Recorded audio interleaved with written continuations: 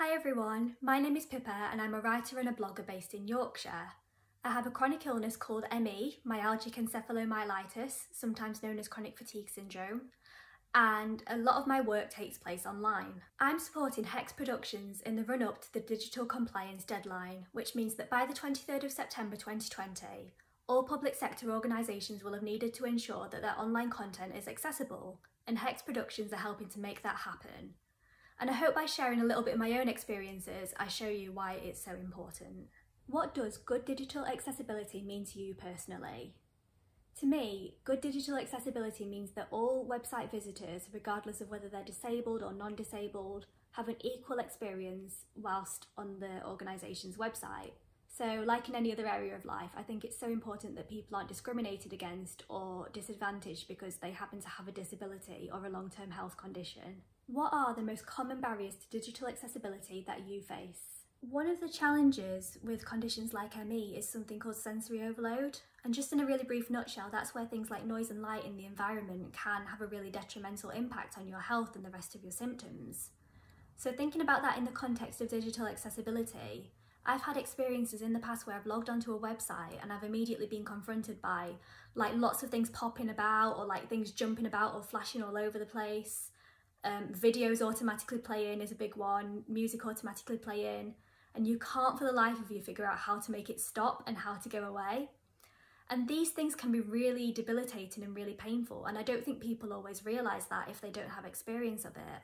And that's why I think it's really important that really specific issues like this are included in the conversation about digital accessibility, so that organisations can make the change they need to make their online content more accessible for people with chronic illnesses like ME. What are your top 3 digital accessibility must-haves and why? Number 1 for me are plugins that reduce a screen's digital temperature and they affect the colour palette so your screen appears warmer and there's less blue light, because I've found that that's something that can reduce eye strain and also help you to switch off more easily in the evening, and it doesn't have as much of a detrimental impact on your sleep or your sleep hygiene. Number 2, online transcription software, because that helps me to ensure that my own content that I'm putting out on the internet is as accessible as possible for other people. So having something that helps me to transcribe the audio content that I put out there ensures that it's more accessible for people who are deaf or who have hearing impairments, and that's something that's really important to me. Number 3 is simply the audio mute button, because sometimes the world is just too loud and the online world is no different, and when you're having a bad symptom day, you just need to get that noise away as quickly and efficiently as possible. Have you ever found it impossible to access information on a website, and what would you do in that circumstance? Personally, I can remember multiple occasions in the past where I've just been going about my day. I might have been doing some online shopping or doing some online work, and I've just unthinkingly gone on a website and immediately been confronted with all of these things like jumping around and flashing and music playing, video playing, and I've just had to immediately stop what I'm doing and just shut it down and just come away from the website altogether. I can't power through and access the information because I know the impact that could have on my symptoms and my health. And I can actually remember a handful of occasions where it's actually made me ill for the rest of the day, like it's given me a migraine or it's completely drained my already limited energy. And yeah, just made it impossible for me to continue with my task or what I set out to do. In that instance, my first steps would be to take any necessary precautions to look after my health and well-being. And something that I've got a lot more confident with in the last few years is actually approaching these organisations at a later date and explaining my experience and explaining what happened and how they could perhaps adapt their content to be more suitable, because there can and will be other visitors like me. And I would hate to think that anybody else is having that same experience. Something that HeX Productions is really passionate about as well actually is helping people to reach out to these organisations and share their stories and advocate for change, and you can actually find some templates for doing so on their website. If you had the chance to make one point to an organisation considering changing their website, what would it be and why?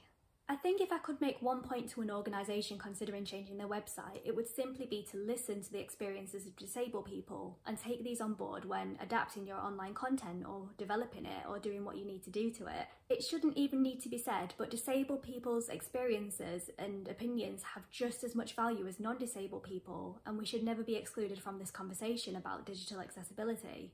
Personally, I think I'd much rather throw my support behind organisations who are proactively doing what they can to ensure their online content is as accessible as possible. I'd much rather give them my support and my money and my time I'd much rather put my weight behind them than the organisations who seem to be indifferent or they don't really seem to understand why these things are so important. I think it's really important to consult with disabled people and also to consult with organisations who are skilled and knowledgeable about these issues, and HeX Productions is ideally placed to help organisations make this digital transformation and ensure that they're complying with these new public sector deadlines. HeX Productions' vision is to create an accessible online world that's inclusive for everybody, and personally, I think it's high time we make that happen. Thank you for listening.